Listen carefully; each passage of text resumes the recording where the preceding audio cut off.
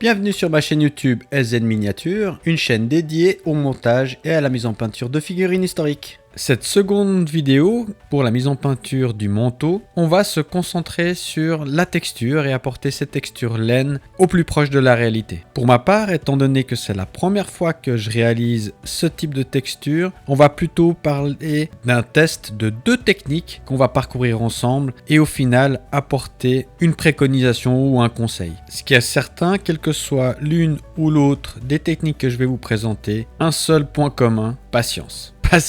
Patience et encore de la patience. Première étape, on va reprendre l'ensemble des ombrages. Pour rappel, au départ, la base est réalisée avec l'aérographe. Donc là, on reprend au pinceau avec les couleurs utilisées à l'aérographe pour constituer la base. Toutefois, on va venir avec une forte dilution, 80% d'eau, vraiment pour retravailler plus précisément les zones qu'on doit ombrer ou éclaircir par la suite. Ce qui est à retenir dans les images qui vont suivre, c'est vraiment les zones sur lesquelles on vient travailler pour affiner, compléter un ombrage. La plupart du temps, vous allez voir, c'est vraiment dans les creux. Replacez votre lumière zénithale et rejouez le jeu en augmentant ces zones d'ombrage.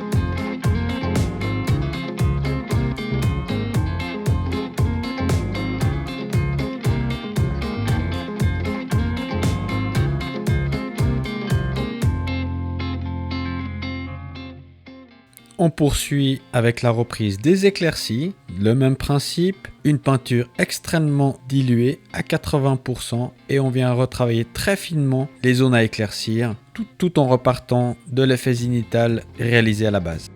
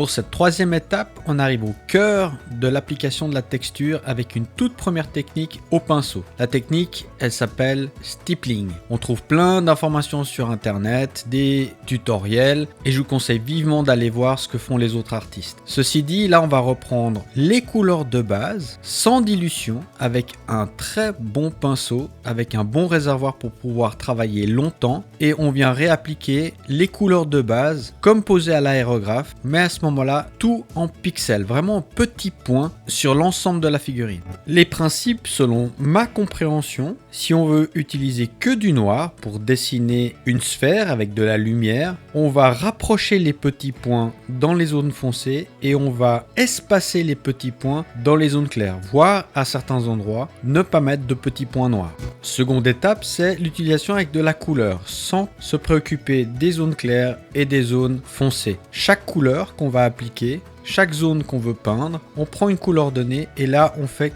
uniquement des petits points. Si vous regardez sur internet des tutos, voire des tableaux qui ont été réalisés, on voit bien que ce sont l'ensemble des petits points qui à distance donnent la couleur et de la texture. Troisième étape, un niveau de complexité supérieur. Maintenant, on va venir appliquer des ombres et des lumières. Donc, après avoir appliqué la couleur de base, toujours avec des petits points, les zones plus claires, on reprend la même couleur plus claire et les zones foncées, la couleur plus foncée. Dernier niveau de complexité, c'est de réaliser la texture typiquement de la laine. Si on regarde de très près, en fonction des matériaux et des couleurs utilisées, c'est jamais uni. À l'intérieur d'une zone, on a du clair, du foncé, plus ou moins rapproché. Et c'est tout l'enjeu à ce niveau-là de venir travailler dans une même couleur avec d'autres couleurs plus claires ou plus foncées, plus ou moins représentatives pour donner l'effet de texture. C'est également une méthode qu'on peut appliquer lors des transitions entre deux couleurs. Par pixelisation, petit point, gentiment on va d'une couleur à une autre en augmentant ou en diminuant chacune des couleurs et surtout la distance entre les petits points. Et ce qui vous fait automatiquement l'effet de transition. On vient de voir ensemble, toujours selon ma compréhension de la théorie, il n'y a rien de tel que la pratique. Pour ça, il faut y aller, il faut se lancer. Ce qu'on voit actuellement en image, c'est des éclaircies où j'ai pris la couleur de base, donc le premier éclairci, mais je lui ai rajouté un pâle et je viens retravailler certaines zones encore plus claires, toujours avec des petits points. Pas besoin de précision, tout est aléatoire, plus ou moins rapproché et toujours on peut corriger avec une autre couleur pour venir changer, adapter le résultat attendu.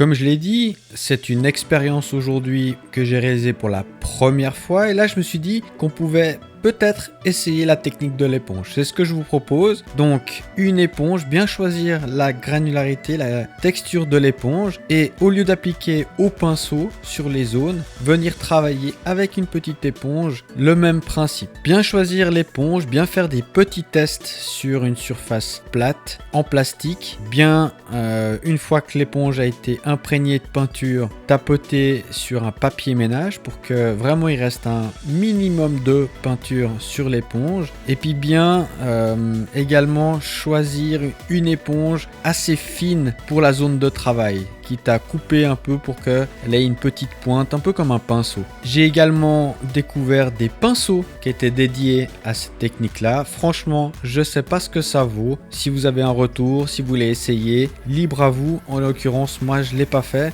En tout cas, je sais qu'il existe des pinceaux dédiés à la technique du stripping. Vous allez le voir par la suite qu'avec une éponge, on est au 1/16e, donc c'est relativement suffisant au niveau de l'échelle. Plus petit à déconseiller, peut-être à essayer avec un buste 1/9e, 1/10e, ça devrait aller mieux. Toutefois, à un moment donné, il va falloir reprendre le pinceau, vous allez le voir par la suite, pour reprendre, pour mieux cibler les zones et corriger passablement d'endroits. Mais grossièrement, on arrive à obtenir un assez bon résultat.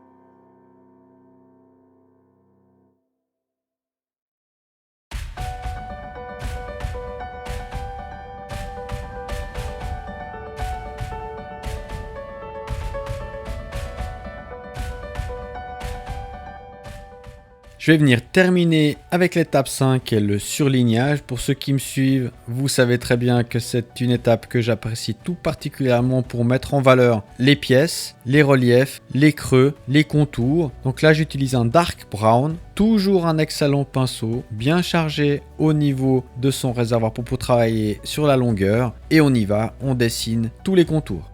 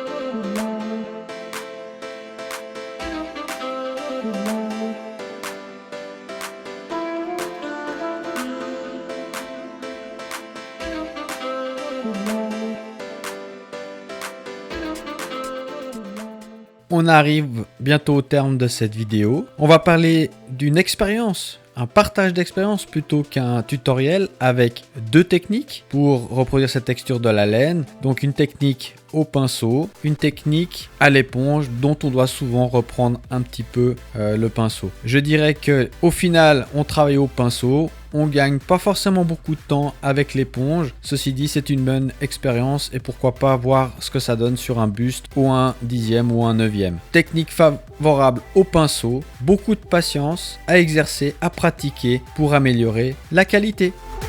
Merci d'avoir visionné cette vidéo jusqu'au bout. Si ça vous a plu, merci de partager et de placer un petit pouce vers le haut, ça fait toujours plaisir. Dans le cas contraire, un petit commentaire constructif, c'est toujours utile. Si vous avez des questions, n'hésitez pas, j'y répondrai très volontiers. Abonnez-vous pour obtenir une notification dès l'arrivée de mes prochaines vidéos. Jusque là, portez-vous bien, à vos pinceaux, ciao!